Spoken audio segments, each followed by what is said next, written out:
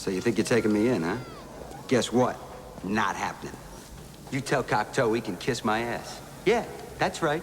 You tell Cocteau it's gonna take an army of assholes to get rid of me, because I don't give a shit. I got nothing to lose. I don't want to rain on your parade, pal. But I don't know who the hell you are, let alone want to take you anywhere. So stay here, be well, and Cocteau's an asshole! Hey, man. Let's take him and dump him up top. They're only down here to spy on us. Wait a minute. You're the guy outside Taco Bell. Yeah. What do you want? I guess you weren't part of the Cocteau plan. Greed? Deception? Abuse of power? That's no plan. That's why everybody's down here? You got that right. See, according to Cocteau's plan, I'm the enemy. Because I like to think. I like to read. I'm into freedom of speech and freedom of choice. I'm the kind of guy who likes to sit in a greasy spoon and wonder, gee, should I have the T-bone steak or the jumbo rack of barbecue ribs with the side order of gravy fries? I want high cholesterol. I want to eat bacon and butter and buckets of cheese, okay? I want to smoke a Cuban cigar the size of Cincinnati in the non-smoking section. I want to run through the streets naked with green jello all over my body reading Playboy magazine. Why? Because I suddenly might feel the need to, okay, pal? I've seen the future. You know what it is? It's a 47-year-old virgin sitting around in his beige pajamas drinking a banana broccoli shake singing, I'm an Oscar Mayer wiener. You live up top, you live Cocteau's way. What he wants, when he wants, how he wants. Your other choice? Come down here, maybe starve to death. It's Two Dads, One Movie. It's the podcast where two middle-aged dads sit around and shoot the shit about the movies of the 80s and 90s. Here are your hosts, Steve Paulo and Nick Brianna. Hello, everybody.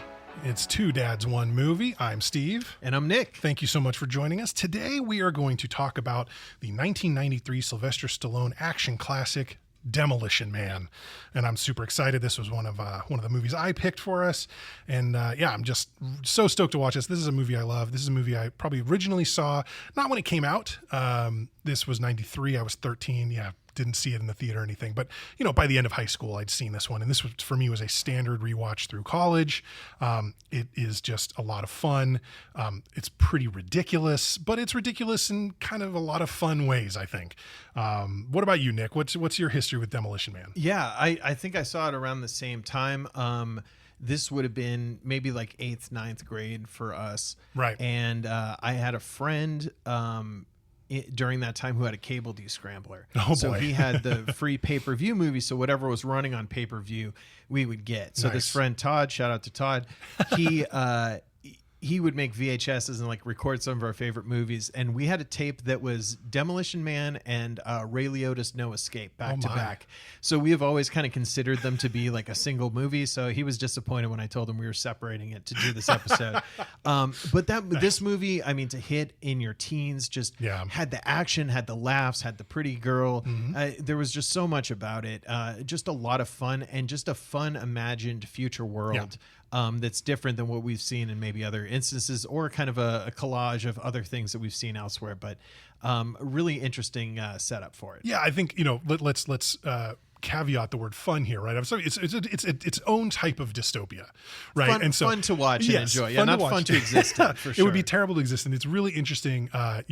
Listeners, last week we gave you Terminator 2, which posited a very dark future for humanity. And there's so much about the future that Demolition Man posits for us that, looks less horrific. Obviously, there aren't, dead people littering the streets and machines killing everyone all the time. But also, it's incredibly dark and dystopian and awful in its own way. Oh, totally. So we will obviously be getting into all of that and more. Let's talk about some facts about Demolition Man. Demolition Man was released on October 8th, 1993. It has an R rating, a running time of 115 minutes. It was directed by Marco Brambilla, and Marco, as far as I could tell, only directed one other feature film in his career, the film Excess Baggage, I think is what it's called. That starred Benicio del Toro and Alicia Silverstone. Other than that, he's done like shorts and music videos. Yeah, it looks Just like an he does interesting art, career. like video-related art stuff, but not films. Very interesting. Written by Peter M. Lenkoff, Robert Renaud, and Daniel Waters, starring Sylvester Stallone, Wesley Snipes, and Sandra Bullock. The scores for this one, Rotten Tomatoes gave it a 64%. So that's fresh, but obviously sort of just over the threshold. On IMDb, a 6.7 is slightly higher than the Rotten Tomatoes score, but not by a ton. It won one award, as far as I could tell. It won an award from the ASCAP Film and Television Music Awards. ASCAP, of course, is the American Society of Composers, Artists, and Producers, I believe, is their publishers. I mean, it's basically like the songwriting organization. Okay. And they gave out a top box office films award to 11 movies that year, one of which was Demolition Man. So I'm not really sure how. Participation trophy, it sounds like. I know there's a star of this film. Who wouldn't like that? I don't know how prestigious that award is, but it was listed on their IMDb page. Budget for this film, $57 million. Yeah, that sounds about right with all the special effects and all the craziness that happens in the movie. And the box office take was a respectable $159 million. That's 2.8 times what it cost, which makes it a success, but not necessarily a box office smash, not exactly a hit. But that's probably accurate based on the movie itself and the drawing power of Stallone at the time. I think that alone was going to put $100 million in the pocket just to have Stallone in the movie. So let's go ahead and start talking about what we initially see when Demolition Man starts. Because it does not start with credits. It does not start with a title card, right? We are dropped cold right open, into the action. Yeah, this is a James Bond style cold open. And it gives us the view of a very near future Los Angeles, because 3 years after the movie was made. Yeah, so the movie's made in 93, came out in 93. This supposedly is set in 1996. So just 3 years later, we get a shot of Los Angeles from behind the Hollywood sign up on the hills there, where the Hollywood sign is on fire. Yeah. Not sure why or for how long it's been burning. I think those I don't think it would take long to burn down. Right. It wouldn't burn very long. And pockets of Los Angeles are just literally on fire. We are immediately brought into a helicopter that is flying along. There are two pilots of the helicopter, and our hero, Sylvester Stallone, Mr. John Spartan, is standing behind them. And they're approaching some kind of compound, some kind of facility, and are being shot at by the worst shots ever. The people, I'm not saying it's easy to shoot down a helicopter, but it does seem like the sheer amount of gunfire that they're under, something would have struck them at some point. But no, nothing strikes them. They are going to go get Simon Phoenix, basically. It's like he has tracked down this lunatic who hijacked a city bus full of people. I think they have 30 or 40 people, people, and it is detective. By the way, Detective John Spartan. So he is in the LAPD as a detective, even though he dresses like special forces. It's his job to go get Simon Phoenix. So what does he do? He does what any cop would do. He straps on his bungee cord and he jumps out of a helicopter. Oh, yeah. It's official police procedure to do it that way. Yeah. Amazing that he did that despite knowing that there's a very, very good chance he might lose his beret. Oh my gosh. But he still made the jump.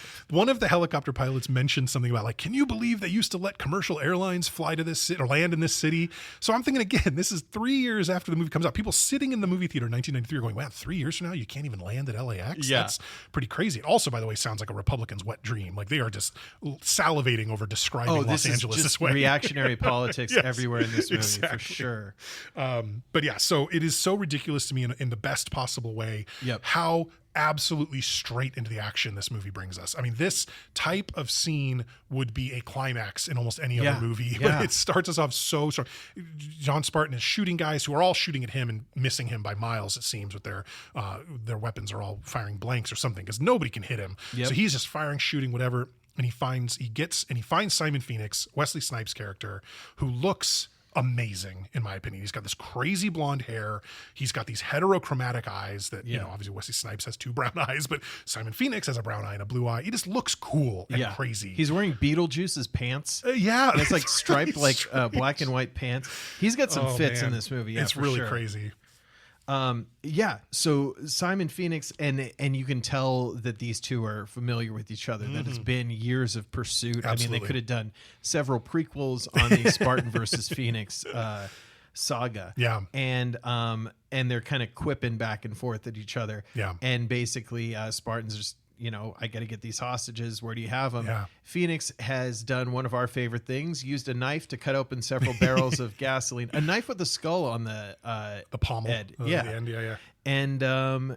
And he's ready to, set the whole thing on fire. Yeah, he's got a blowtorch in his hand. And it is, look, the blowtorch flame does not have to touch something to ignite it. No. Though as close as he gets, just the fumes from the gasoline would light, like everything should have blown up the moment that he lights that blowtorch. But of course it's a movie, so he's able to sort of tease Spartan by holding the blowtorch close to the gasoline, but not, actually lighting them both on fire.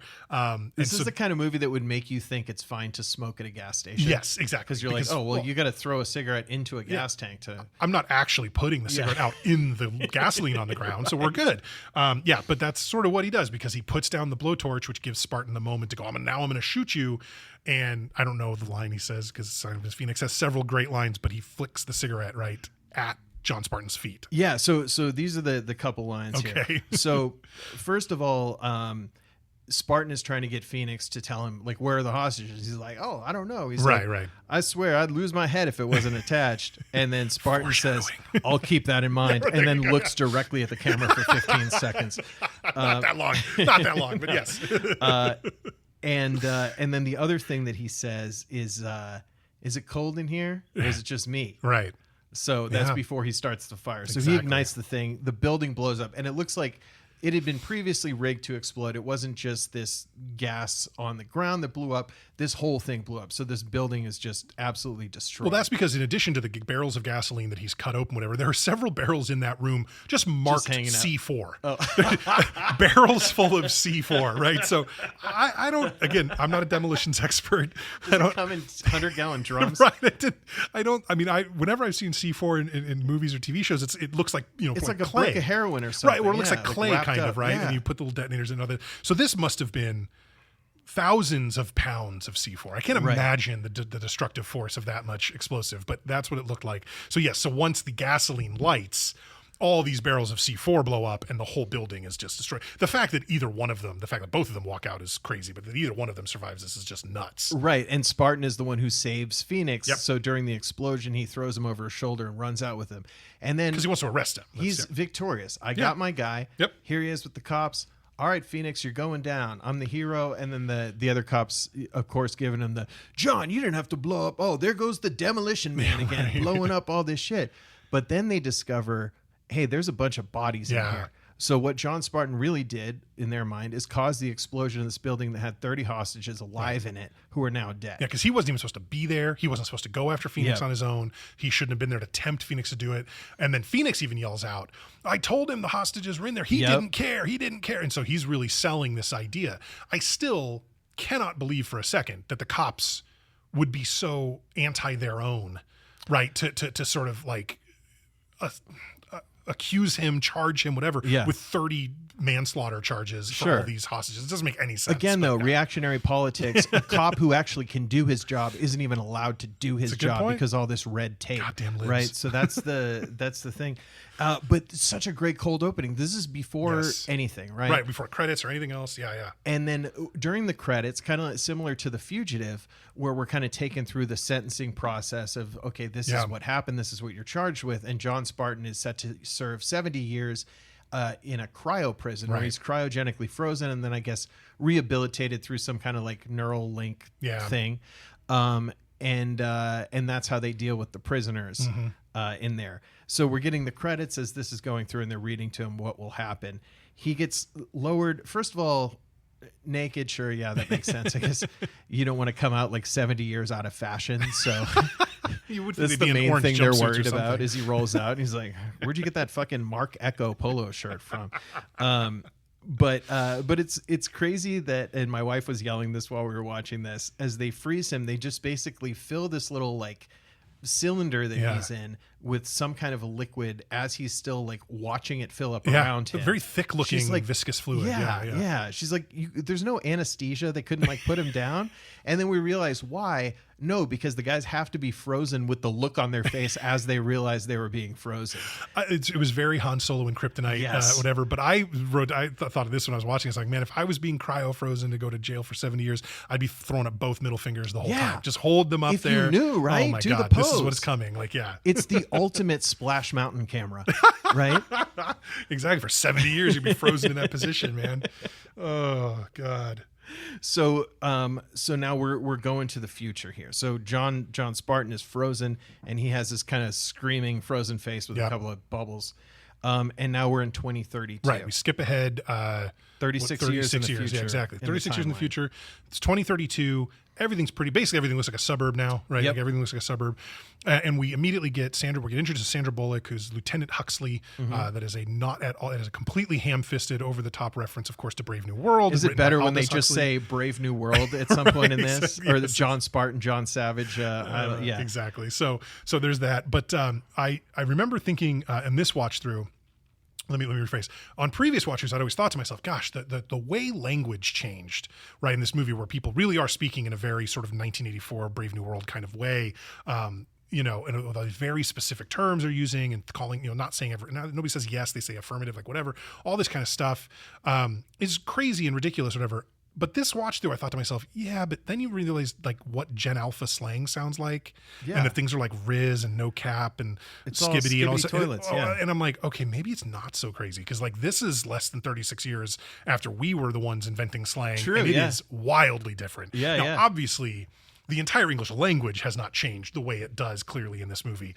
Although actually, we do meet characters later on who speak like people speak in the 20th century. But the idea that like these things can change quickly is not that crazy now that I think about it with our current modern examples. Yeah, that's a good point. But it did seem very, very wildly different at the time. Yeah.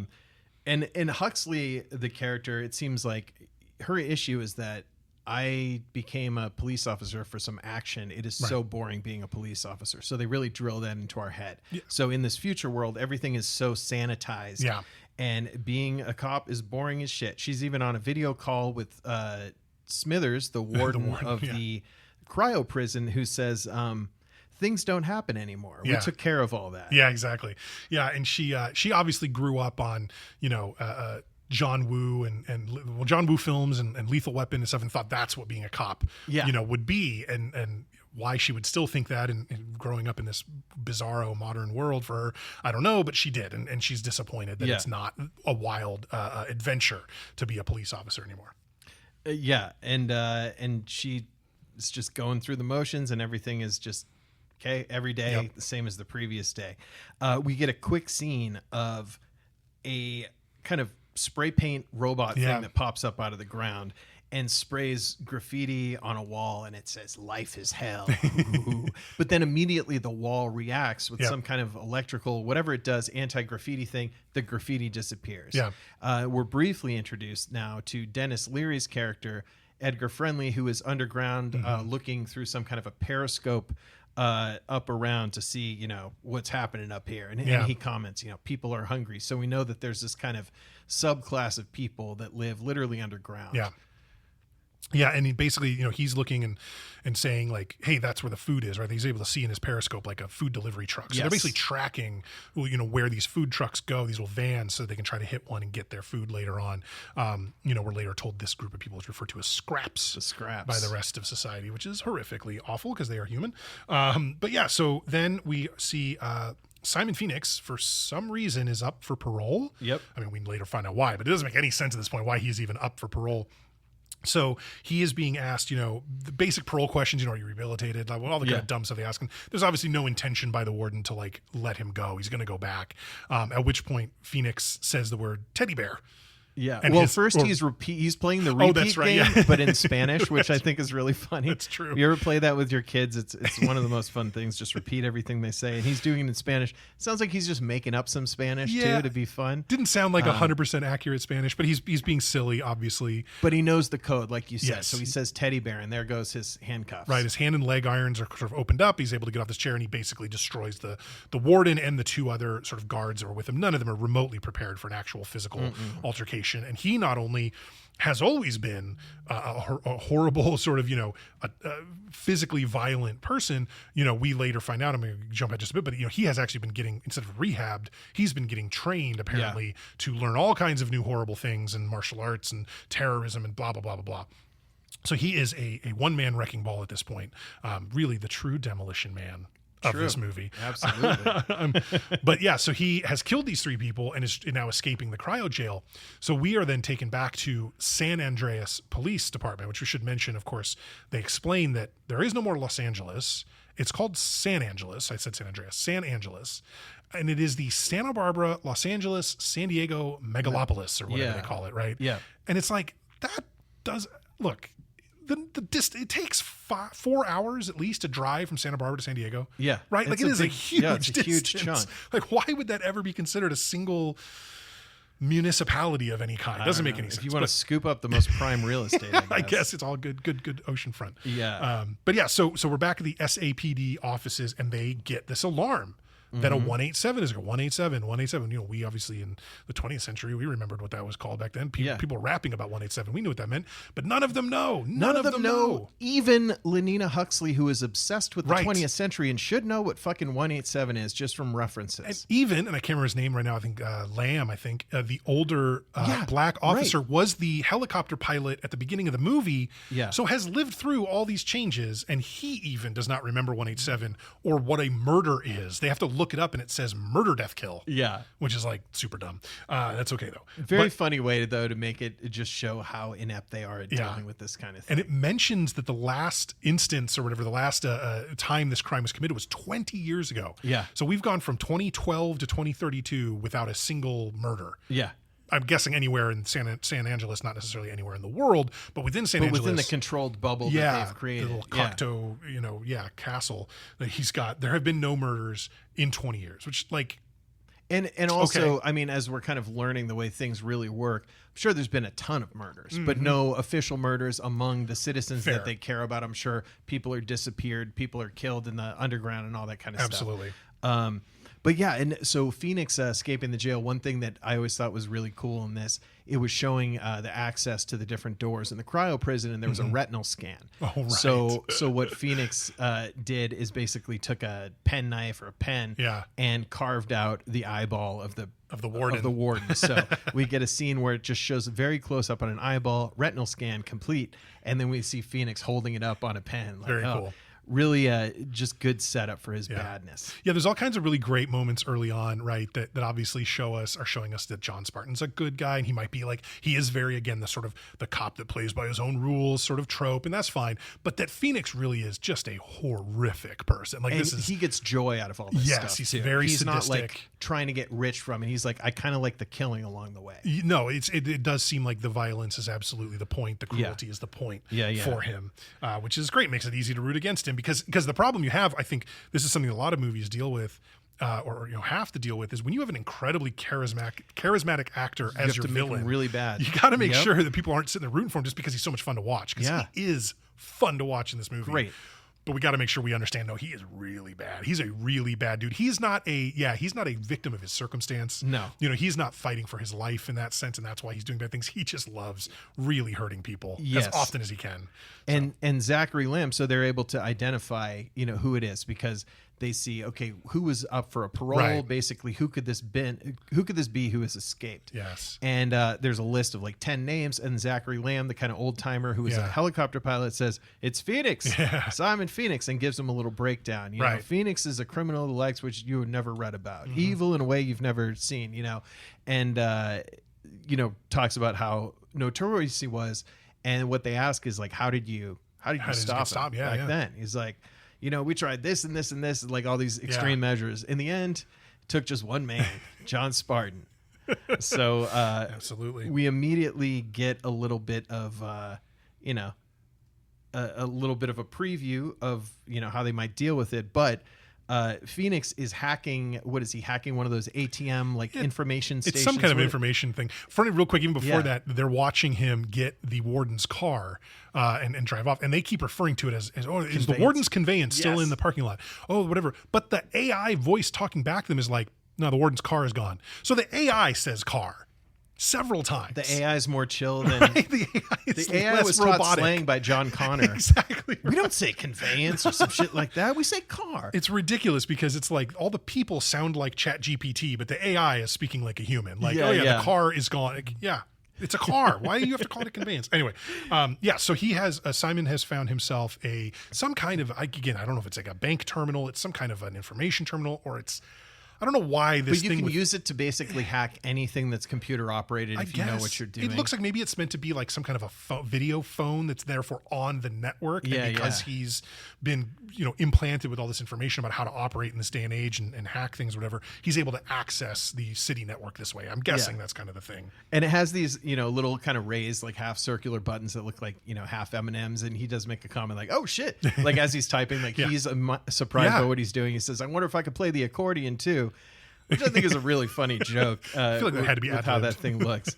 And as he's doing this though, he's searching for Edgar Friendly. Yes. Is what he pulls up, the Dennis Leary character, and then kind of finds himself like hearing this voice in his head where it's like his MK Ultra programming kicks in, and it's Cocteau's voice, right? Basically, but we haven't met yet. I don't think in the movie, right? I think we've just heard his voice. I think he's the voice for like the thing that finds you for swearing and all that kind of stuff. All the PA system is all his voice. Yeah. So at the same time, the cops are being sent there, and the cops back at the station, even though these people have just been murdered, are so like celebratory about like, we found him. Done. Yeah, right. And here are the cops. We got a protect serve in progress once again. The cops don't even enforce the law anymore. They just protect and serve. Yeah. And Phoenix just beats them up so easily. When the cops first arrive on scene and are sort of have seen Phoenix or whatever, one of them's got like some kind of a communications device, but is obviously also talking to an AI. Again, this is like another like ChatGPT thing it's talking to. And he goes, "Maniac is imminent. Advise." It's like, approach Maniac. Yes. And I just love the way they keep referring to him as Maniac in like all these different ways. But it's like the cops can't even attempt an arrest without being helped by their like AI buddies, which really to me is a scarier potential future from where we sit in 2025 of people just offloading the majority of their thinking right to AI. And stuff. Let me ask Siri what I'm supposed to do here. It's crazy. And as the cops are getting beaten up, the other ones are kind of watching on video from the station. And I think it's Rob Schneider's character who makes the comment, we're police officers. We're not trained to handle this kind of violence. Right, exactly. And I love this is the first evidence or the first appearance in this movie of this kind of really cheesy 90s record scratch score as Phoenix is beating up the cops. You get these like wooka wooka wooka kind of record scratch sounds. And it seems to happen most of the time when Phoenix is fighting somebody. It happens kind of over and over again. But this is the first kind of version of it. It was something that really stood out to me and felt more than a little cringy at the time. Well, the music in this movie overall is kind of weird, right? Because we have this weird score, and then the only songs that they're actually playing are commercial jingles. And old ones. Not even like from... Not like even the from 90s or the 90s, 2000s. We learned that an enormous earthquake destroyed a lot of this area in 2010, which is why Cocteau was sort of able to like reshape society or whatever. But it's not even stuff from like the 90s and 2000s. It's like from the 60s. Right. It's like the commercials you would have seen watching like Leave It to Beaver back in the day or something. Right. Like stuff that people our age, the people who had money to go to the movie theater and stuff at that time would have resonated. Exactly. Exactly. And also, we haven't brought this up, but a good feature throughout this movie is that when a character curses, there's these little kind of like hand dryer looking things on the wall that will generate a fine slip for you. So it'll say, John Spartan, you have fined 3 credits for violating the verbal morality standard. That's right. And it kicks in like no matter where they are. So it's funny that keeps recurring. Yeah. So Cocteau, we're kind of introduced to Cocteau, who is conducting one of the early Zoom meetings, it looks like, where he's talking to basically a bunch of spaces around a conference table that are occupied by different screens that will turn to face him and everything. And he's talking about Edgar Friendly as the biggest problem that we have. Right. He's the leader of the Scraps, and they're all violent, and they're all, murderous and thieves and everything, and they need to be stopped. That's the biggest threat to their society. So, and he's the boss man. I mean, he's the effective, like, dear leader of the whole thing. He's the cult leader. He's the one who, again, like, for whatever reason, and no, it's never explained to us exactly how or why this happened, he was allowed to sort of reshape society into this San Andreas, supposed sort of utopia where everything is sanitized, nothing is sort of allowed to be, out of the ordinary. There's no deviance. There's no nothing from the norms. And so, but, again, not explained why, but this is the guy. So this is the guy that's in charge, basically. But at the same time, the police department is given the autonomy to do whatever's in their power. Anything in your power. In your power, which they decide is after watching some highlight videos, maybe we should bring John Spartan back. Yes, it's Lieutenant Huxley's idea to like, well, if he caught Simon Phoenix the first time, maybe we should go unfreeze him and let him try again. Of course, there's some resistance to this. You know, he's a savage. He also was sentenced to all this jail time. So like, how do we even know we could trust him? All this stuff. But they do. They go and they defrost John Spartan and bring him back from cryo prison. And start to kind of introduce him to the situation at hand, right? Which about, you know, that Simon Phoenix is loose in this society, but of course he's more, you know, he's got a lot to learn just about what's going on around him. Right. The first time he says something, he sees the Zach Lamb character and is like, kind of hugs him, and he's like, "Oh, you still flying?" He goes, "Oh no, they grounded me." And he goes, "Are you shitting me?" And that's when like the, you know, John Spartan, you have been refined 1 credit, like the whole deal. And so that's his first experience with that. And I love that Huxley says something about like he says something about wanting a cigarette. Oh yeah, give me a Marlboro. Right. And he's like, "What's a Marlboro?" Benjamin Bratt's character does, one of the cops. "What's a Marlboro?" "Oh, it's a cigarette. It's any smoke. I don't care." Like whatever. "Oh, cigarettes are bad for you, so they're out. They're illegal." Everything bad for you has been illegal. Along with a few other things, and anything spicy. Which is like so culturally insensitive. Like, like that's so shitty. Like it's maybe the most egregious of the insensitivities in the movie. But yeah, anything spicy has been outlawed. Yeah, she said smoking, alcohol, caffeine, contact sports, meat, like all these things. Really, really funny. So, and then he's also asking, like, basically finds out he's unfrozen for an indeterminate period of time, probably not that long. This was made before the Austin Powers piss became canon for cryogenic freezing, so we didn't get like a 10-minute whiz from him. But he finds out that his wife died in the earthquake in 2010, and then he's, you know, "Oh, I also had a daughter." And then she's about to answer, and the other guy's like, "Ah, shut your mouth, you savage! Like you're not here for this." He says something about playing his Rip Van Winkle routine. Finish with all the Rip Van Winkle and get moving, which I think is funny. But they really cut to it. They have no respect for him. He's a piece of shit to them. He's a criminal who's there to just serve a purpose and then probably get, you know, killed or put back away. Right. Like, if he survives they don't plan on integrating him. No. He'll be going right back into cryo jail. One of the things I love when they bring him into the police station and they're looking around was the first time I noticed, even though we've seen this police station a few times in the movie at this point, this first time I noticed that there's all this advanced technology. These cars look amazing. Everything self-drives. You know, you've got all this like technology and all this stuff going on. The little like Zoom meeting thing is kind of cool. Like all that stuff, right? But all the TVs are 4x3 CRTs. Every one of them is like, you know, not a flat screen, not a widescreen. This is a world in which HD never existed. No. Right? It's all this crazy because they were making it in 93, so they didn't even see, you know, 7-8 years down the line what's going to be technology really like in 2000. And so it's sort of like oddly dated, even though it's the future. Right? Totally. Yeah. It is a dated future. That's a good way to put it. So John Spartan comments, like you said, he cursed and saw the little slips come out, and then he says, "Hey, I don't know how to tell you, but you're out of toilet paper." And they're like, "What?" Like, no, literally, what's toilet paper? Yeah. Like, how we don't know what toilet paper is. 20 years ago, people were using toilet paper. Whatever at this point. They have napkins. They have others. Ridiculous. You know what? There's probably fucking toilet paper ads on the commercial station that they all love. What do they think that's for? So he said in place of the toilet paper, there's just 3 seashells, and they're kind of like, "Huh, he didn't know how to use the 3 seashells." Yeah, I still don't either, by the way. No, I don't either. I think it's a good. Supposedly, there's some kind of pinching and scraping that happens. Marcellus Wallace's briefcase. We never need to know. We never need to know about it.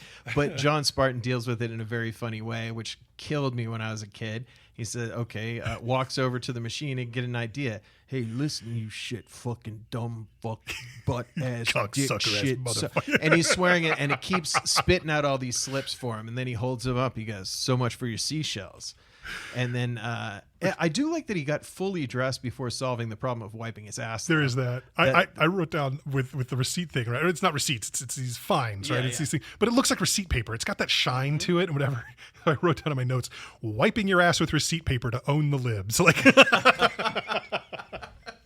that's what it felt like. It's like you people you're too woke. I'm going to do this. Oh my God. Okay. Well, maybe this is a good time to bring up a quick theory that I have. Okay. one of our favorite comedians who was probably good up until about this time. Was a great SNL star and everything, Rob Schneider. Oh, yes. We know what he's like now. We know what his comedy is. My theory is that when he was filming this movie, he somehow was convinced that this is reality, that this is the future. Because if you listen to any of his stand-up now, he's like, oh, you can't swear, you can't say anything. And, you know, every restaurant's Taco Bell, and you can't even get toilet paper during the pandemic. We just had to get seashells. Like, it's like this world that Rob Schneider thinks exists now is so similar to this like weird future in Demolition Man. So I think maybe he got some kind of mental illness on the set. Yeah, he definitely got a mental illness somewhere, sometime. That's for sure. Maybe he was making The Hot Chick or The Animal or Deuce Bigalow too. Oh, Deuce Bigalow was pretty bad. Yeah. So anyway, that's my Rob theory. I think that he, in his mind, the Demolition Man future is the world we're living in, and he needs to tell us all about it so we can stop it. And he's wearing a fedora the whole time. There's no way you can take it off his head. It would explain a lot. That's fair. It would explain a lot about Rob Schneider post Waterboy. Okay, so we're back at Phoenix trying to figure out what's Phoenix doing. Right, yeah. So Phoenix now has decided he needs to find a gun, right? And there doesn't appear to be any guns in this society. Like, when the cops came and attacked him, none of them had guns, or they had these like stun glow stick rods things. or something. They call them glow rods, which is an interesting choice because it's clearly a stun stick. Anyway, so he's like, they don't like alliteration, right? Yeah, exactly. So he realizes, kind of at the same time that Phoenix that Spartan tells the cops like he's going to go for a gun. Well, the only place you can find a gun is in a museum. Well, sure enough, Phoenix figured that out too, probably because it's been implanted in his brain.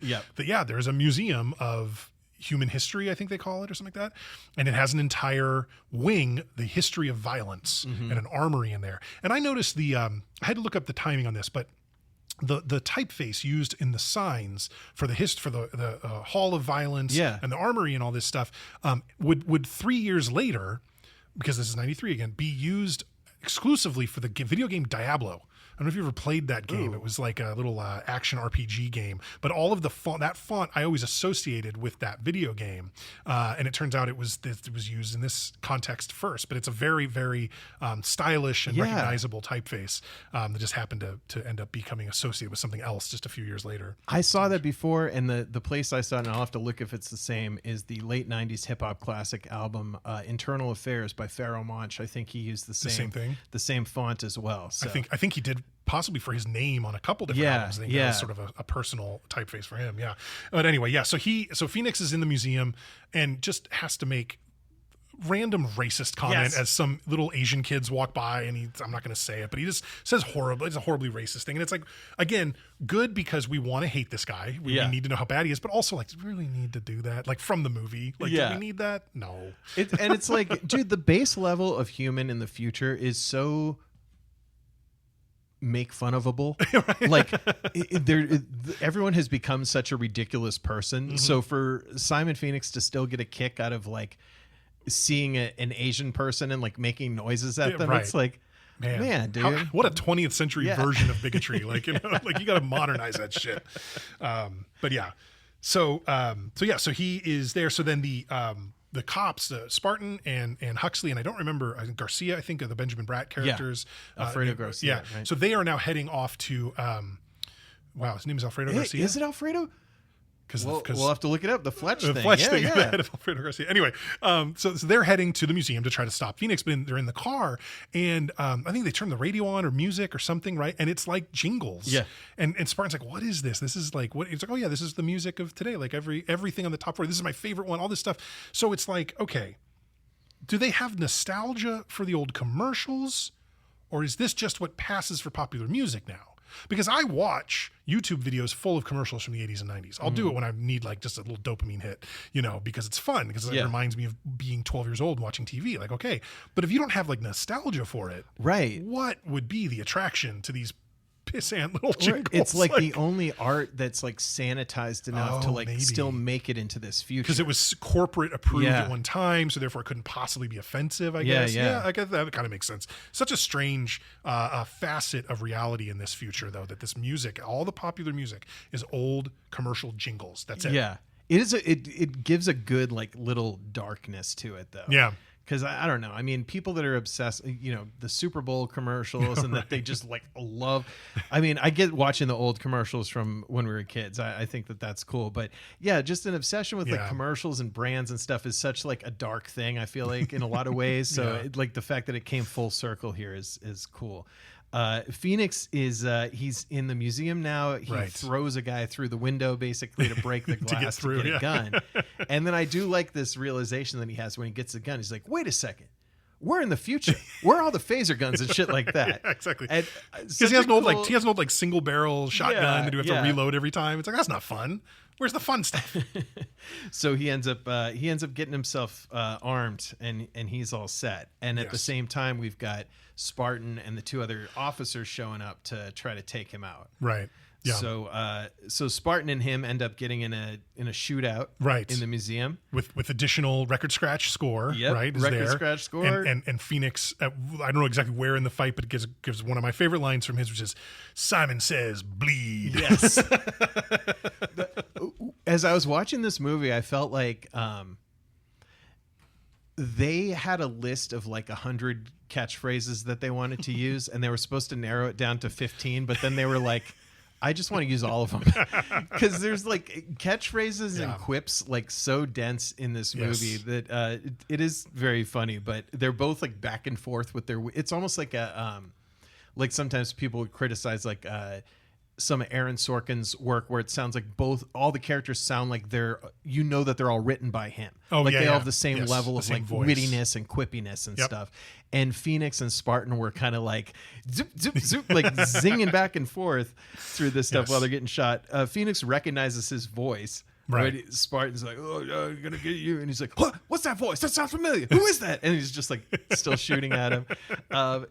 Wesley Snipes is very funny in this. I think good. And like you said, they do have to make him bad because he's so likable. He's just like such a fun character. If you take away the horrific acts he does, he's an incredibly fun character. Like, I give me a version of Simon Phoenix that is maybe like a Punisher style anti-hero, and I would love that movie too. That would be incredible. But yeah, so they're fighting, and finally, Phoenix does have this phaser gun, this sort of futuristic weapon, but it's like it needs to charge for like 2 or 3 minutes, like quite a while. So he does charge it, and so as he's fighting and as he's shooting and running out of bullets from the other weapons, the thing sort of alerts him like, we're ready to shoot now. Sort of like the microwave is dinged, and so he tries to blow away Spartan, but Spartan's able to sort of just jump out of the way at the last minute, and Phoenix basically escapes. He's like, I don't want to fight anymore. I'm just going to leave now. I got shit to do. And Spartan during that fight scene, because they fall kind of into the subterranean cutout of a 1990s like real street scene from LA, and there's just random shit laying around. So there's an old CRT TV that he picks up and starts swinging around like a mace by the plug, which not going to happen with a 200-pound TV, but delivers the most killer witty line of all time when he hits him with the TV. "You're on TV." So bad. In much in the same way that Wesley Snipes is incredibly charismatic in this, Sylvester Stallone is, as he almost always is, not not charismatic. And then this is where Phoenix also says, "It's a brave new world. Sorry you gotta go." It's just, very on the nose. Really good. So he escapes, and where does Phoenix end up after his escape? So Phoenix runs up, kind of gets out through this like skylight or something in the museum. He ends up outside, right? And there's Cocteau and his associate Bob. And, so Phoenix fires off a couple rounds. He's going to kill these two and run off. And he misses. And he's like, I don't miss. That's so strange. So he runs right up to Cocteau and tries to shoot him, but he is unable to pull the trigger. Mm-hmm. Clearly part of the, subconscious implantation of information that he received. Something made it so that he physically could not kill Cocteau. Yeah. This was like a fail-safe Cocteau built into the program. It's like, well, I'm going to let this maniac out, and he's going to do all this stuff, but I got to make sure he doesn't turn on me. So I'm going to go ahead and, just making sure that he can't shoot me, he can't kill me. And sure enough, that happens. So, meanwhile, Spartan and Huxley and Garcia have left the museum and are running to where they believe, Phoenix would be based on where he was kind of leaving from. And they see him talking to Cocteau basically, and then Phoenix runs off, and Spartan's not able to sort of catch up to him. He does not. If Phoenix like goes off over this little ridge, and Spartan just stops. He doesn't even take a peek. No, he really the other side. He's just like, lost him. Yeah, and so but immediately Spartan is suspicious of the fact that Cocteau didn't get shot. He's like everyone who comes so face to lucky. face with this guy dies. Yeah, so what's the deal there? So Cocteau is very thankful, right? Oh, you saved my life. And Spartan's like, I don't do shit. I don't know what you're talking about. I would love for you and Lieutenant Huxley to join me for dinner at Taco Bell. And Huxley is over the moon. She is so excited. And, Spartan's like, I could use a burrito. Yeah. And now let me tell you something. I fuck with Taco Bell. I love me some Taco Bell. Taco Bell smacks. I don't want anybody to talk shit about Taco Bell. But I also don't really want to get taken on like a fancy dinner thank you to Taco Bell. So I also would be like, this is not early 90s especially. I feel like Taco Bell has had a recent kind of like renaissance and acceptance among like all people, where you even have like a very famous celebrity be like, oh, Taco Bell, or the bride goes to Taco Bell in her wedding dress after the wedding and shit. Back then it was like more frowned upon. Than that. So it was like a joke that hit even harder back then, that like, this is the fancy restaurant. But yeah, I agree. I don't need to. First of all, Taco Bell to me is a very personal thing. Like, I don't want anyone to see me while I'm eating it. That's fair. Yeah. That is either in the car, you take it all home, and you sort of hide away and eat it. You throw the bag directly in the barrel outside so the wife doesn't see it in the kitchen trash. Oh my God. But yeah, so he gets invited to this dinner at Taco Bell, and then it's explained to him by Huxley that he's like, oh, I don't know, Taco Bell. And she says, well, after the franchise war, like they were the only ones to survive the franchise wars. Right. So now all restaurants are Taco Bell. A ludicrous outcome. That just simply could never happen. Yeah. It doesn't matter what else Cocteau has done to society. That just doesn't make any sense. But fine. We're moving forward. So, when they're at Taco Bell. Oh, okay. They're all dressed up for their fancy night at Taco Bell. There's a gentleman playing the piano and singing. Do you know who that is? That was MTV's own Dan Cortez. Dan Cortez singing the Jolly Green Giant theme. It was so funny when we panned past him. I thought to myself, was that Dan Cortez? Because he is on screen for like 2 seconds, real fast. I'm like, was that Dan Cortez? And I literally had to stop the movie, pull up IMDb. It really was Dan Cortez, and he's credited in the film as Taco Bell entertainer. Oh, okay, nice. Is the line in the cast. Before they get to Taco Bell, though, they're driving in Huxley's car. They're dressed up, and she just makes some kind of reference to the Schwarzenegger Presidential Library, and it was like Schwarzenegger, what? Like, wasn't he an actor in your time? First of all, what a dumb question for her to ask, because she's supposed to be this like aficionado of the 90s of the 20th century. She would know who Arnold Schwarzenegger was as an actor, but apparently he became president in like, I don't know, 2016 or something, they said, whatever. And it was like, even though he wasn't born here, the 63rd Amendment allowed it, which is like, wow, there were a lot. I mean, maybe that helps explain why society is so different if there were so many amendments. Right. We're at like 28 or 29, I feel like, is what's actually in the Constitution right now. So that's a lot of extra changes to the societal blueprint. So. Yeah, totally. And pretty accurate prediction. I mean, I know Arnold has always had kind of political aspirations, but to be governor of California is basically the highest government position in the U.S. you can get without being a natural-born citizen, because he doesn't qualify to be president. Exactly. To be governor of the biggest state, basically. Yeah. The joke in Back to the Future, which is so great, about Ronald Reagan being president and Doc Brown saying, Ronald Reagan, what, the actor? Like, that was so perfect that it's almost like, the Schwarzenegger line is fine, but you shouldn't. That subject is retired because they nailed it so hard, with the time travel president thing. That's fair, but it is interesting. I remember thinking, because they the joke being made by Back to the Future, they knew Reagan would become president, right? It was a sort of a comment about that I think had happened. This was not something. Obviously, Schwarzenegger will never be president. We're never going to change that part of the Constitution. But he was governor of California later. In fact, I remember being super jealous of my little brother, because he and I graduated college here in California. You got the Gray Davis, and he got the Schwarzenegger. That's right, dude. It pisses me off every day I look at it. He's got Arnold Schwarzenegger's signature on his degree, and I have Gray Davis, which is just not as cool at all. Gray Davis would not have been as good of a Terminator. No, sure. Not remotely. Oh my God. So when they're at dinner, it's kind of an interesting scene, because they're sitting at Taco Bell and having dinner and kind of learning about, the few, you got some hot sauce, you got some salt, whatever, like all this stuff, and it doesn't exist anymore. And Cocteau is kind of talking to Spartan just about, like, you came from this time of chaos and crime and everything. Look at what I've built. Isn't it amazing? Isn't the cryo prison like such a humane way to deal with it? And then Spartan is disclosing. He's like, Oh, you think that was asleep? Like, No. How about, nightmare, a 36-year-old nightmare or 36-year nightmare, your wife like pounding on a piece of block of ice that used to be your husband and all this stuff, which I thought was really cool and like, I don't know, a good way to kind of reset the whole thing. Between that element of like, oh man, these people are actually kind of conscious within this prison, and the fact that it like filled with the goo kind of before freezing him, all felt very Matrixy. Right, which wouldn't come out for several more years after this, but like the pink goo that the people get encapsulated in the Matrix, it was like there was a lot of parallels there. I felt like of this like suspending humanity in something and whatever, and he makes it clear that like no, that is not human. It is awful. It is a nightmarish existence. We're conscious and it sucks and you suck and like so and they're not used to being talked to like that. No. This is so disruptive to like the polite society, right? And there's a woman who's like, what would you say if I told you you were a brutish relic of a blah, blah, blah. Like one of those like those Princeton style insults, right. And then he's like, oh, I don't know, thank you. But there's some action outside because the official vehicle of crime, the dirt bike, has appeared out there. That's right. And something's going on. And he sees that Edgar Friendly and the Scraps are coming up to do something, attacking some kind of a raid. Yeah, something's happening. So he bolts outside of the Taco Bell and is confronted with these guys trying to they come at him and they start fighting. So he's fighting people. They're fighting him.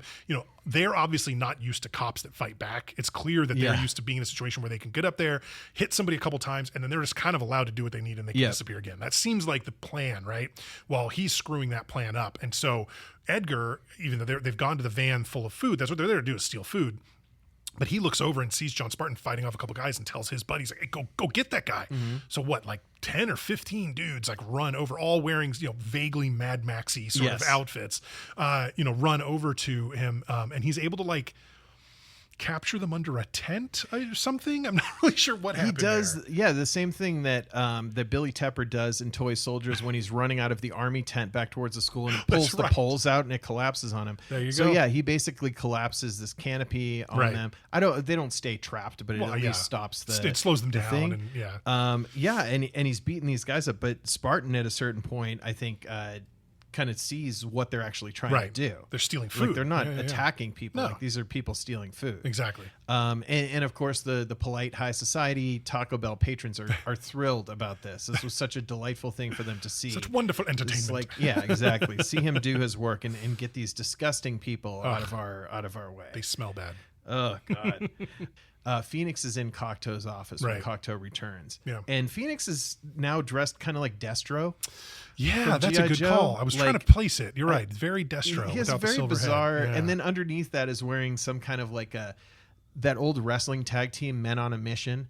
Mo, Oscar, and Mabel from the WWE, like early 2000s, like overall kind of funky hip hop dancing overall combo underneath his Destro jacket.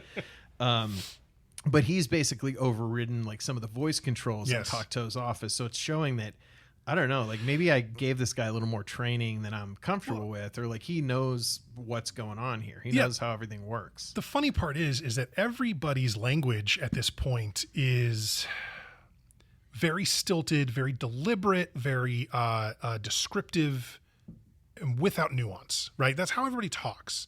So the fact that normally you would walk into a room and say, lights, and the lights would turn on. And what he changed it to is you walk in a room and you have to say, illuminate. Yeah. That sounds way more like what they would have had in the first place. Totally. This is a conveyance car especially situation Cocteau, again. Yeah. Right? So he's changed the trigger word for turning lights on to illuminate.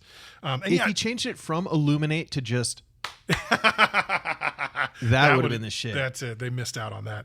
But yeah, Cocteau in this scene is, look, he obviously knows Phoenix cannot shoot him himself. But he seems really unconcerned with Phoenix at all. Like he's going to be able to control him forever. There is a confidence level that Cocteau has that seems pretty dangerous, pretty unearned. Like he definitely doesn't know the power that he's meddling with, essentially, to bring Phoenix into this world. But he was face to face with him with a gun in his face, and Phoenix couldn't do it. And I don't know if it's, I think it's later, but Phoenix is basically just in conversation with him and keeps pulling the gun out and pointing. Like, oh, God damn it. Can't do it. So, but yeah, Cocteau is, I mean, he's definitely sniffing his own farts. Oh my God.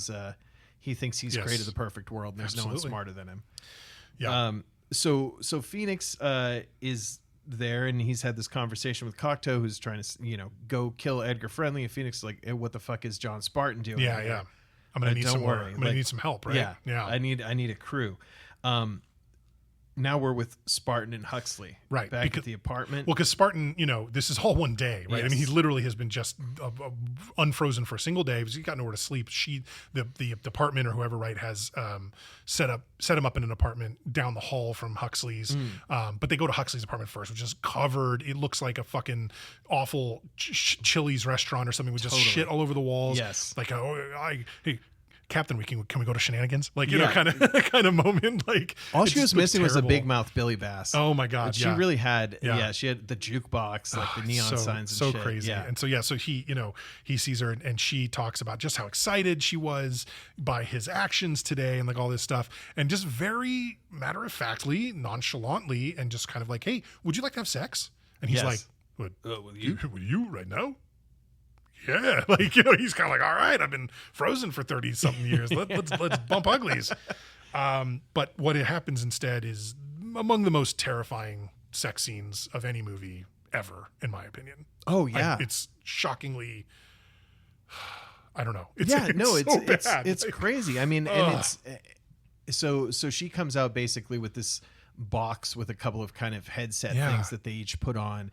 And she expresses to him like, oh no, we don't do physical contact anymore. This is not a thing that we do. This is the way we have sex. So put this on and concentrate. And he kind of is flashing into these like half fantasy, half nightmare visions of her. And it's so odd and off-putting and unnatural to him. Yes. And it's also someone who's just like had their brain fried for like 35 years with the programming or whatever. Like that has to just be so. Yeah. Oh God, yeah. So he breaks off contact, whatever, right? And takes the helmet off and is talking like, I haven't even touched you, and that's she explains sort of like the touch, the voluntary swapping of fluids or whatever is outlawed, all this stuff. Like, how do you have babies? Oh, we go to a lab, we do this. Like, oh, okay, I mean that makes sense, I guess. But he basically kind of corners her. And tries to like kiss her or whatever. And much to her credit, it tells him, get the fuck out. Like, this is not what I want, get out of my apartment.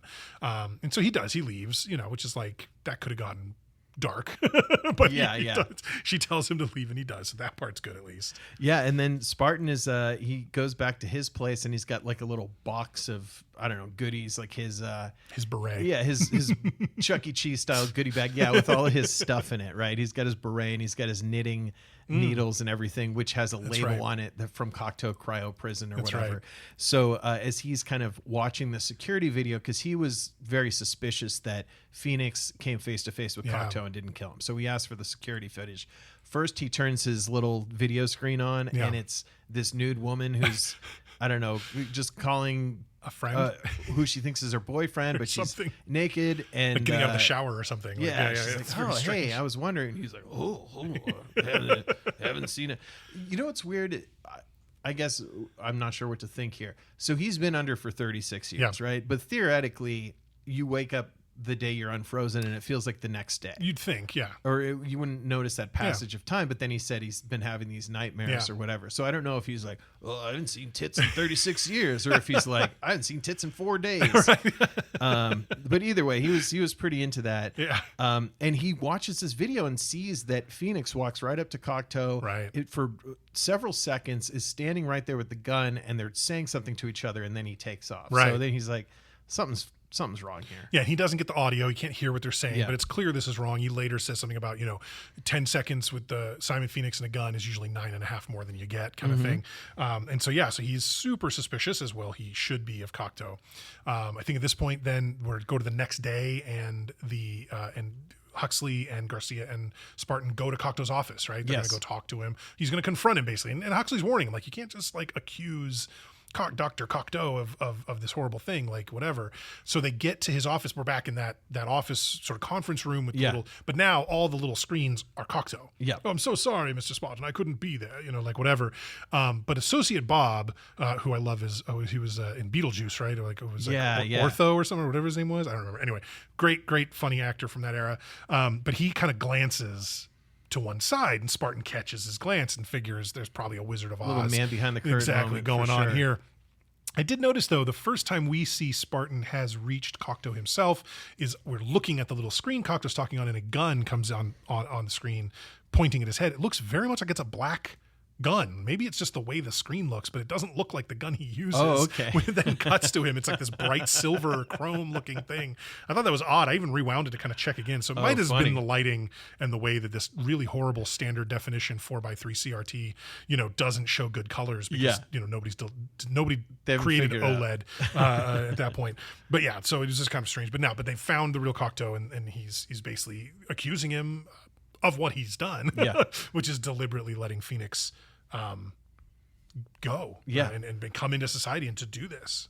Yeah, and I forget how they find out, but they know that Phoenix is in the underground or strongly suspect that he's underground now. Right. And no, they go down. They want to go. They find out that the point is to. Or they're trying to find Edgar friendly. Okay. So they want to kind of find him and figure out like what's going on with this guy, and also I think Spartan wants to warn him like, hey, Simon Phoenix is coming after you. Like you don't know what you're dealing with. Yeah. Kind of thing. And so they go to the underground. They go down to they find these manhole covers, these crazy manhole covers. I want to open one of those so bad. Right? How fun does that look? But actually, I want to mention real quick earlier, like before the Taco Bell scene, I think Simon also went to one of these things and opened it up. And when he opened it up, he takes a big whiff and kind of goes, "Ooh," and he goes, "I love that smell. Reminds me of biscuits and gravy." Yeah. Now, look, I love biscuits and gravy. It's one of my favorite breakfast foods. I don't know what in the sewer would possibly smell like biscuits and gravy. And isn't that worse? Like, I would rather smell sewage than smell like a familiar but non-sewage thing that definitely wouldn't be down there. Like, you don't want an exact smell of that. Exactly. No, but I think that it's kind of foreshadowing to what they Spartan and the cops discover when they go down there. Right, which is a whole society that operates very much like sort of slums in the 20th century would have operated. Yeah. And it's obviously a very, poor area. It's people who don't have much. But it is kind of a thriving society down there. There's a lot of people. There's kids running around. All kinds of stuff. It reminds me a lot of the kind of red light district area of Mars in Total Recall. Okay. Yes. That was a very similar kind of vibe. Did feel like that. Absolutely.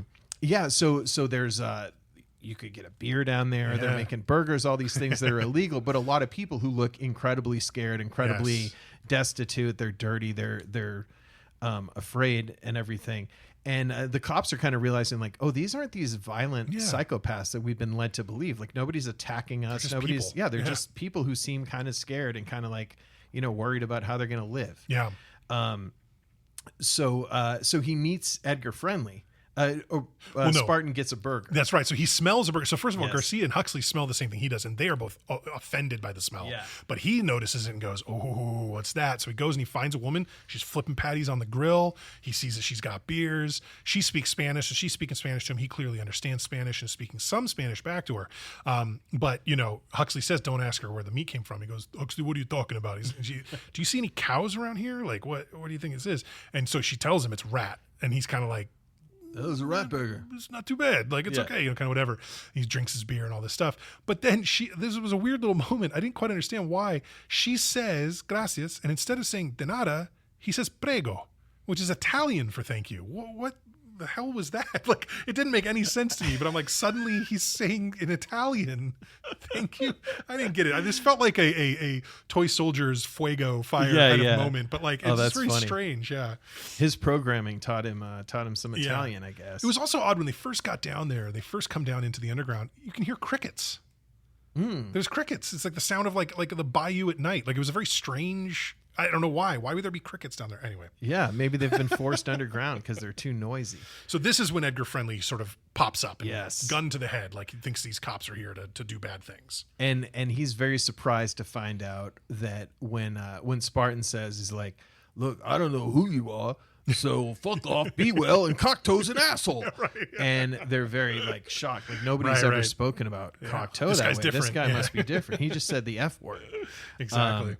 And then we get a good Dennis Leary thing. He's like, "Oh, what are you doing down here?" "I'll tell you why I'm down here, okay? When I go in to get a coffee, I don't need a latte, mocha, choca, and just goes on his fucking that was thing. Dennis Miller, which is that's okay though. I think we should just get all Dennis's there. We're gonna get Hopper, Leary, There Miller. you go. So, but yeah, they basically, I was talking before we got on to record today, that basically if you were going to put Dennis Leary in a movie in this era, you had to let him basically do part of his stand-up act. Sure. It happens in a couple other movies. And he certainly does that, and it makes sense from the fact fact that, okay, this is, I think at the time, 38-year-old Dennis Leary doing this. What doesn't make sense is if you do the math and you figure out that when the world changed, the big earthquake hit and the world changed, he was like maybe 12. So he's lived way more of his life in the post all this stuff changing than in the pre. And when was he getting bacon double cheeseburgers? Right, exactly. And so it doesn't really work. This is another thing where it's like, this movie has all these things that happen that you think don't make sense, really don't make sense, because they happen too close to modern times, right? We have not moved far enough into the future for this to make sense. If this movie had taken place in 2132 instead of 2032, then there's no question all these things could have happened. Oh, not 20 years ago the last murder happened, it's 120 years ago. Okay, then yeah, however that happened, it happened, and now that makes sense here. Now, you couldn't have people pining for the old days if they didn't live through them, but they're already kind of skirting that line with these sort of middle-aged people who would have been, infants or small children at the beginning of the movie, and it just kind of doesn't work. So he probably was not ever integrated into their good society at some point. So there's probably been like some underground element that has wanted coffee-flavored coffee from day one, the entire time. Okay. But yeah, I mean, that is a good point, is like he's nostalgic about something he was barely alive couldn't really have lived through. He's like sorry, that's what my comedy act is. You could have cast Seinfeld as this guy. Like, what's the deal with these self-driving cars? Auto drive not available. Oh my God. Also, this is the point where Simon Phoenix has defrosted all his buddies, and they're now underground as well, talking about how not only do they get, and I love it, he doesn't give a shit about Edgar Friendly. He's like, we got to kill this guy named Raymond. That's Cocteau, and then we get to kill John Spartan, and the guys are super stoked about that. We get to kill John Spartan, yay! So they look and they notice, holy shit, there's John Spartan. Let's blow him up. So they start shooting. And nobody can hit shit. Nobody in this movie can hit shit. Terrible. From the guys shooting at the helicopter at the beginning all the way up to this point, not a single person in this movie is a good shot. Yeah. It's really ridiculous. Marksmanship was not programmed into them at all. I do like that of his group of unfrozen bad guys, we got my man Jesse Ventura as one of them. He doesn't have a lot of... is he really? Yeah, he's one of the dudes. And this is probably not too far from when he started like running for governor. Oh, interesting. He might have been a mayor or something at this time. Interesting. 93. But yeah, he doesn't have a lot of lines, but he actually does get a couple shots of him. So the bad guys can't get him. Also, the cops had noticed when they were walking underground, among all the filth and the death and just everything so miserable, there is a mint condition muscle car. Yes, that's right. That Huxley immediately identifies as a 1970 Oldsmobile 442. The highlights of which, one of the highlights of which is that it has bucket seats. Just like look up one engine fact. Just look up a thing about the fucking exhaust and have her say that, please. Bucket seats. Get out of here. So that's like a little. Oh, I wonder if this is going to come into play in the movie. They and it comes into play very quickly. So because it's in an I don't even fucking know. It's in some kind of an elevator underground, like an elevator car of some kind, that as it goes up, breaks up through the floor of a car dealership. Yeah. Okay. And they're able to like drive out through the glass windows and stuff, which leads me to believe then there is gasoline in the underground. Yeah. Not sure where that's coming from over the last 20-something years. Old gasoline. Yeah, it's not going to be high-performance gasoline, right? It's not going to, eventually it's not going to be gasoline at all. They would have used it all. But anyway, they're able to do so. They are now driving the streets of San Angeles in a gas-powered muscle car after Simon Phoenix trying to catch him. Yeah, and they're going after Phoenix, and there's a good fight where Spartan basically makes the leap from the muscle car to Phoenix's. He's in like this in Huxley's self-driving cop car. Right, that's what Phoenix had stolen. That's right. And they're in this fight, and Phoenix is holding his head close to the ground, and they're able to. They get Phoenix. He like throws him out onto the ground. Chucks him out of there. Yeah. And then Spartan's car goes and crashes, and we get this cool scene where the car is like filled with this kind of safety foam. Oh my God, it's so neat. And he gets out of there and he breaks his way up. So I have to bring this up because the first time I saw this movie, I don't know why I remember this so clearly. I was at my friend's house. We were having a sleepover, and his dad and stepmom were also watching this movie with us. We rented it. So Spartan crashes the car. It gets filled up. He gets his way out of there. And Huxley's like, oh, what happened? He's like, oh, I don't know. I just driving, and then all of a sudden my car turned into a cannoli. My friend's dad, when we were watching that, he's like, my car turned into cannoli. And he's like, ha, ha, ha. And then he turns to his wife and he goes, what's a cannoli? laughing at? Oh For my whatever God. reason, that always cracks me up. I have never and will never forget that. Off air, you'll have to tell me which friend that was. Yeah. I'm sure I know them. No, but that's hilarious. It's very much like when a little kid laughs at something and then you know it's gone over their head, but Yes. everybody else is laughing, so they laugh. They're like, and you're okay, like, this is the time to laugh. yeah, exactly right. I thought this was actually, of all the technology advancements in this movie, this is the one I actually think would be kind of amazing. Like Right? I get that it like ruins the car in a lot of ways, but that probably would save lives. Crash ruins the car. So yeah. Right. If the technology is right, that it's not going to hurt you itself, this foam filling up, that's a pretty cool way. You're just like suspended in the foam until the Yes. crash is over. Man, that's kind of cool, you know? Like, Yeah, that's a good. Also, when Phoenix was driving the cop car, he got his tire shot out, oh, yeah. and then he says auto inflate. Auto inflate. And it just, If it was auto inflate, wouldn't it have just done it? that's a good point. But Well, yeah, I guess it's auto because he doesn't have to bring Yeah, it to a right. gas station and inflate it himself. good car technology though. So Phoenix has taken his crew basically to Cocteau's office, Right. And they're talking to him, and this is the conversation I'd referenced earlier where he's talking to him, and Phoenix is just pulling his gun. He's Right. just like, "Oh, I want to kill this motherfucker, but I just can't do it." And then he realizes like, Oh, wait. I'm tired of this. Kill him. And this is Jesse Ventura That is is who the that one that is. actually kills Yeah. Cocteau. Right, because Cocteau had not planned ahead for these other defrosting, Right. so he was not able to implant them with, the don't kill Cocteau Yeah. secret sauce. Jumping back just real quick, when the crash occurs, when Spartan crashes, he actually crashes into the San Andreas Police Department sort of front lawn, right? Isn't that Yeah. like where he crashes? And all of Edgar Friendly's people have also come to the surface and are coming down, and there's this bit of a confrontation between the police and the scraps and everything. And, Spartan goes like, hey, give me a weapon. Like, we're going to go get this guy or whatever kind of thing. And so he hands him like a gun. And it looks like the Benjamin Bratt character Garcia has like joined them. He's now got his Yes. own little Mad Max outfit Yes. on and everything. And somebody says something about like, we don't even have weapons. What do you use the weapons for? And I just loved it because Dennis Leary goes, we use these weapons to go grocery shopping, dick. It's such a good line. One of Dennis Leary's better lines. In the Yeah. Okay, so yeah. Phoenix has killed Cocteau, Right. and now Phoenix is like, dude, I'm gonna unfreeze some other motherfuckers. Right, here. yeah. So he's at the cryo prison, just basically unfreezing his entire army. Great Phoenix line as he's going through the list of people. Jeffrey Dahmer, I love that guy. I love that guy. Would not have been in the jurisdiction of San Angeles to be cryo-frozen there. His crimes were committed in Wisconsin. Right. So, but, Wasn't he very- already in jail by 93 or I don't remember exact time. If there was a time where we knew about Jeffrey Dahmer and he wasn't in jail, that would be horrifying. That's a good point. Good point. Okay. I'll have to ask my wife. She's into all the true crime serial killer stuff. I'll check with her.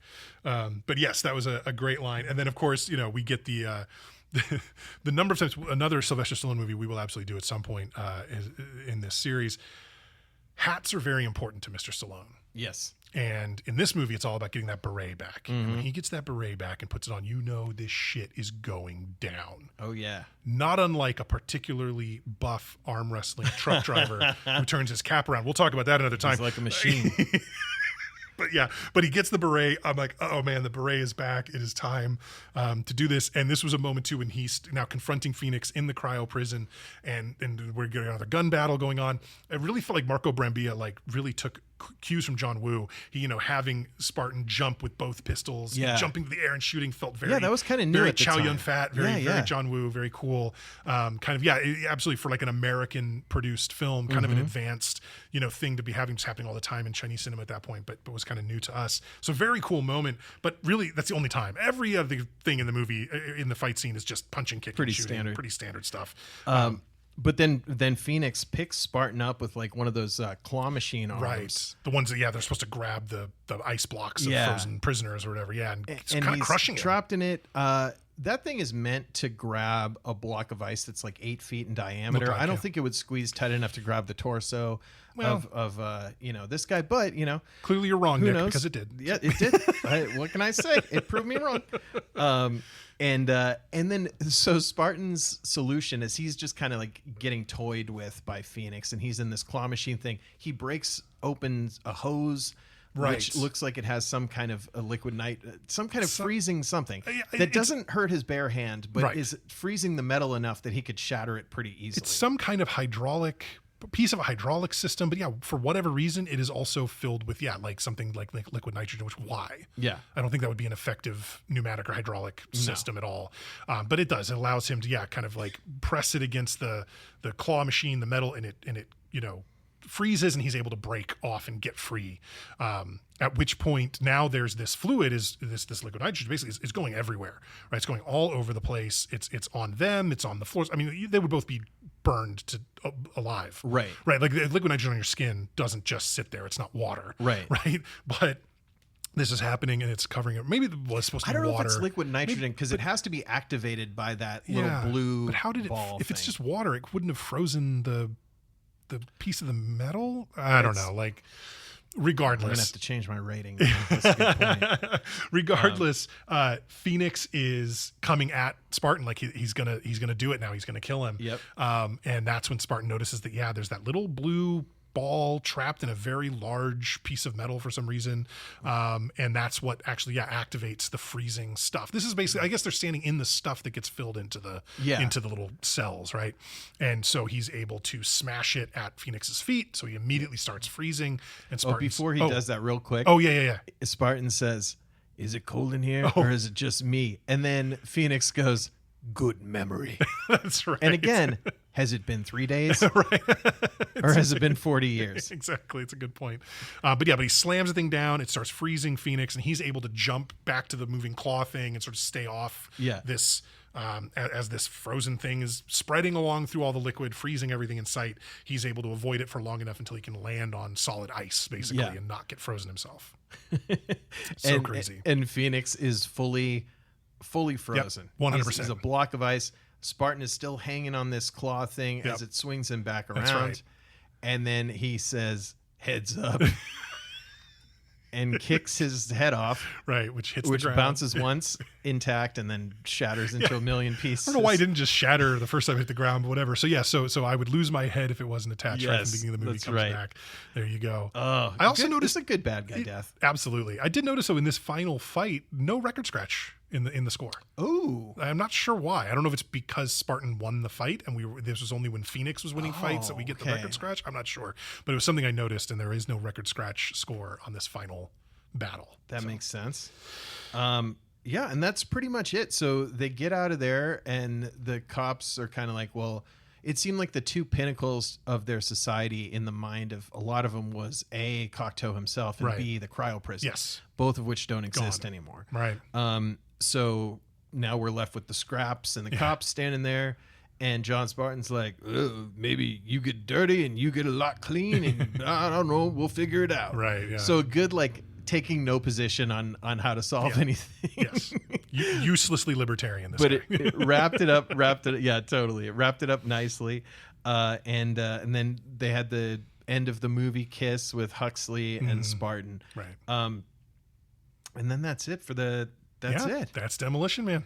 I do want to say this, and again, this kind of goes to your point of it would have been better if it was 100 years in the future instead of 36 years in the future, because Spartan is mentioning his daughter, who they kind of gloss over the fact that, we're not saying what happened with her. And at the same time, this sexual tension is building with Huxley. And it's like a Chekhov's daughter situation. Like, is she going to turn out, like that's in the back of our head because of our Star Wars trauma, that like maybe these romantic characters are related in some way. Yeah. I hope not. If it was 100 years in the future, there's no concern about that. But it was just kind of like, is she your daughter? It's like they almost didn't know what to do with that relationship until the end or something. The thing is, I've heard that theory before. I think possibly How Did This Get Made? The podcast did this movie and kind of, I think, posited that as well. And I think my issues, a few things with it. One, we're really not given indication in the movie itself, just in the movie, that that's even possible. Yeah. We're not told Huxley doesn't know who her dad was. We're not told, whatever. Like there's not, things don't line up. In fact, she goes to like search up who the daughter might be or where she might be or something. And he stops her, but it doesn't seem, it seems like I don't know. There's not an indication, in my opinion, there that like it might be her. Yeah. Also, if he's been frozen for 36 years, but he knew his daughter before he went away. Yeah. She's really that close to 40. She's too young. Yeah, but no salt, no meat, no smoking. I mean, she's probably 55 in this movie. Cocteau people don't crack, I guess. But no. you could have said son. I mean, you could have just changed daughter to son because it's irrelevant to the plot anyway. And That's a good point. And that would have made me not be like, what's happening when he's about to kiss her? Fair enough. So, but anyway, Small Beef, great movie, great ending. A lot of loved fun. it. It's a really very fun movie. Yes. Like I was saying earlier, like I spent most of the movie with a just shit-eating grin on my face watching it. But this was my pick, so I want to hear your opinion first. Kind of final thoughts on Demolition Man. Yeah. So I think that it was super fun. I remember liking this a lot. The characters are memorable. I think Wesley Snipes is kind of like a Joker type bad guy character. Was really effective. It's almost like he should have been the main guy because it's like they try to make Stallone more witty than he is generally. Right. It works with Schwarzenegger because it's always like a side comment or whatever. He's not like quipping and whatever. So I kind of had a little beef with that, but this movie is so enjoyable. It's an interesting envisioning of the future. Yeah. The only thing is we just watched Terminator 2. That's so right. Watching it after this, I see definitely the deficiencies that this has. Marco Brambilla as his, 1 of 2 feature films is pretty goddamn good. And this was his first. Yeah, he did this and then one more. But really, really impressive. Absolutely. So I'm going to give this one a 4 out of 5. I had a lot of fun with this movie. Yeah. I think about it a lot. There's a lot of elements of this that I think were unique and have kind of carried on and exist in the culture a bit. Yeah. And the bad guy death, you can't go wrong. It's good stuff. Yeah, I pretty much agree with everything you said. Like, it's certainly by no means a perfect movie. It was actually funny when sitting down, I watched Terminator 2 and Demolition Man close to each other, as you did as well. And I felt like I ended up liking Terminator 2 slightly less than I remembered, and I ended up liking this movie slightly more than I remembered. But the Demolition Man, if you'd asked me, was never kind of like, oh, that's a pinnacle type film. That's a huge thing. But I also am a 4 out of 5 on this. I think this is a ton of fun. This is a movie my wife has not seen. When I watch movies for our podcast, I do it by myself because I have to constantly pause it and like take notes and so I don't, it's hard for somebody else to watch with me, right? So I watch them on my own. But I told her I'll watch this again soon. You should watch this, awesome. Because she's never seen it. And I was watching it, going through, and I go, yeah, this is so enjoyable and just such a fun, goofy movie with a couple of there's nothing about it is serious. Like there's commentary about society and about how. Being really clinical and sterile is not, the way to move society forward. So there is commentary about that. But it is not as serious as the actual Brave New World. Right. It is not as serious as Logan's Run, even. You know what I mean? So but it's much funner and more goofy than that. So yeah, so I'm also a 4 out of 5, which gives us 8 out of 10 on Demolition Man. Absolutely a ton of fun. Super, super enjoyable to go back and rewatch this one. It had been probably 5 or 10 years since I'd seen this myself. And so lots of fun, really enjoyed doing it. And so, yeah. Awesome. 8 out of 10. And Nick, why don't you tell us what we're going to watch next week? Yeah. So coming up next week, I know we've done a couple action films in a row, so we'll maybe dip a little to a different tone, although a movie that I do feel is very exciting and enthralling. We're going to visit the Bay Area.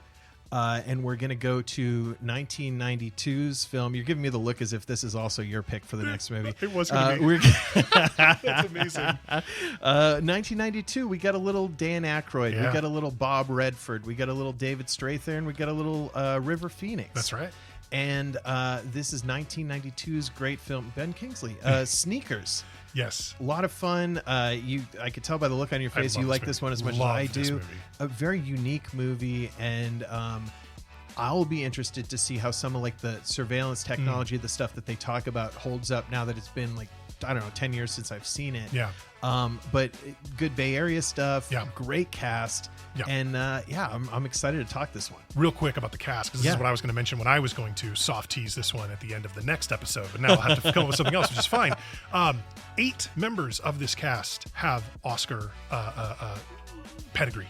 Wow. So Robert Redford, Sidney Poitier, Ben Kingsley all have won Oscars, the competitive Oscars. James Earl Jones, who is briefly in the movie, also has an honorary Oscar. And in addition, 4 other members of the cast were nominated for Oscars. Mary McDonnell, David Strathairn, Dan Aykroyd, and River Phoenix all were nominated for Oscars for other films. Obviously, none of them for Sneakers. Wow. But 8 members of the cast have Oscar pedigree, which is incredible. insane. It's like a Boogie Nights level. It is the most stacked cast remotely for any movie like Sneakers. Yeah, So yeah. I'm super excited to watch that and to talk about that one with you. Great choice. I will go back to the drawing board to figure out the next movie for me. That's totally fine. I'm just glad we're gonna watch Sneakers, man. That's all I care about. That's great. Out of a list of hundreds, what are the chances? I know, right? But that's great. So yeah, ladies and gentlemen, if you want to go to Apple Podcasts, go to Spotify, give us a 5-star review. It really helps people find the podcast, and we hope you're enjoying it. If you want to send us an email, you can do that at theshow@twodads1movie.com. That's the number 2 and the number 1. This has been Demolition Man. This has been Two Dads, One Movie. I'm Steve. And I'm Nick. And we'll be back next week with Sneakers. Thank you all so much. Thanks, everyone.